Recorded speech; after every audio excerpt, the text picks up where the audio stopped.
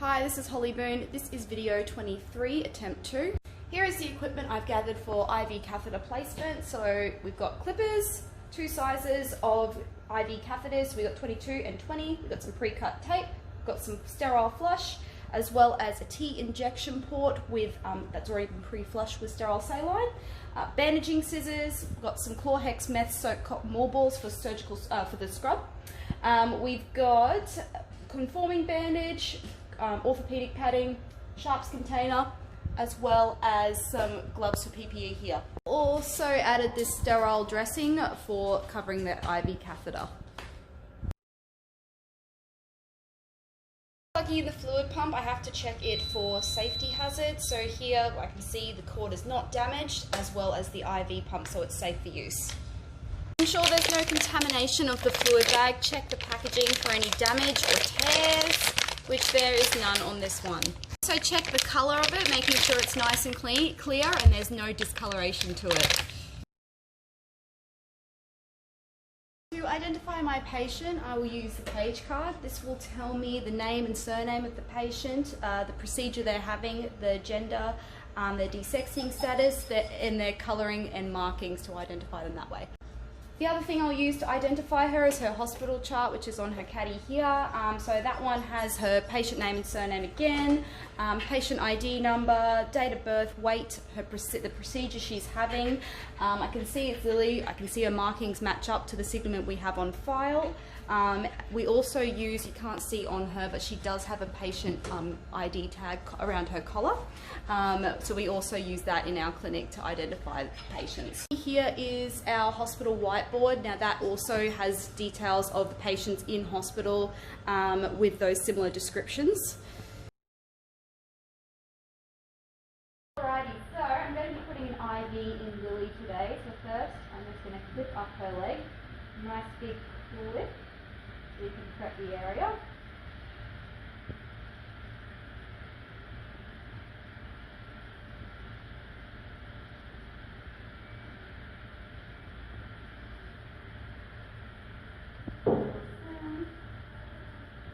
Then I'm going to pop on some gloves and I'm going to prep the area with a Chlorhex and alcohol solution, so cotton wool balls.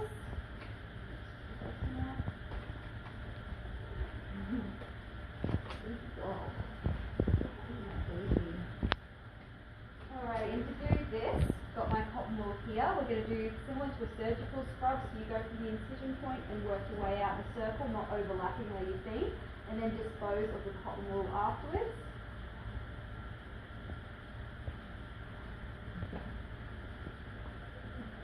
And then again, going from here, and just until the cotton wool comes back clean, which is not. Yes, it is easy.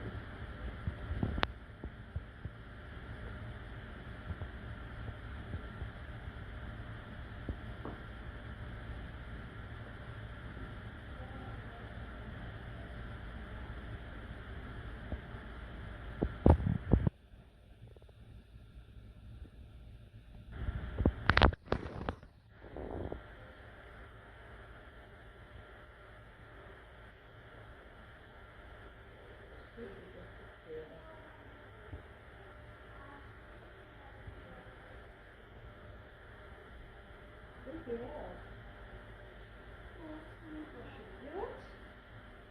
Alrighty.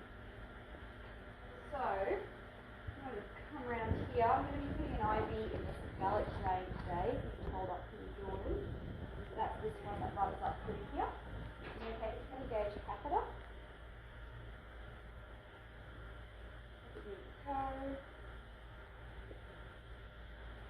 And with bevel end up, I'm going to insert it into the vein without touching that area. Yeah. There you go.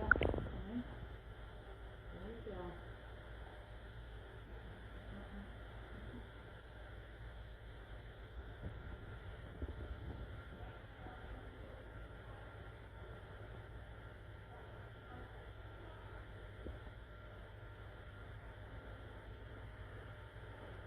That one on there.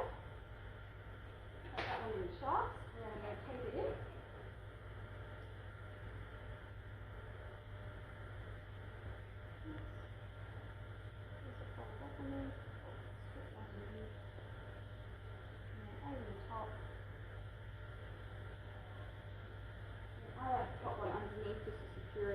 place and then back over again, like so. So the tension of it can kind of pull it up into the skin.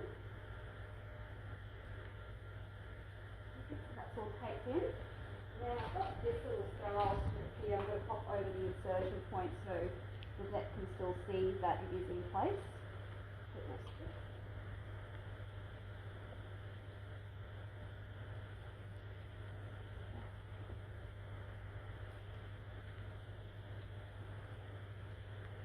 Yeah, that's all stuck on. So that's just so the vet can see it's in place, and it's a sterile dressing over the top.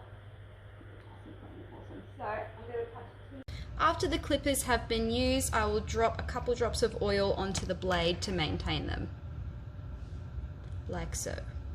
Sharps are to be disposed of in the sharps container, and the syringe has been in contact with bodily fluids, so it is to be disposed of in clinical waste. Other waste is to go in the general waste bin. I placed the catheter in Lily's cephalic vein, which is located on the forelimb. The reason I chose that particular site was because it's less likely to become contaminated by feces or urine being on a front leg. She wasn't vomiting or salivating, so it was the chosen spot for her. The cephalic vein is also quite visible. It's quite close to the surface of the skin, so that makes it easier when kind of seeing where to put the IV catheter in for, so that's another benefit of using that spot. As well as if you place it on the forearm there, it is splintered by bone, so what that means is when the patient kind of kinks their arm up like so, it's less likely to kind of kink up in the crook of their arm there, so that's good. Doesn't occlude when you've got them on fluids. I chose to place a 20 gauge catheter, a short one, because she is a medium breed and that one is suitable for her size. A larger gauge catheter also allows for, say, an emergency situation where bolus fluids are required, them to be delivered as quickly as possible.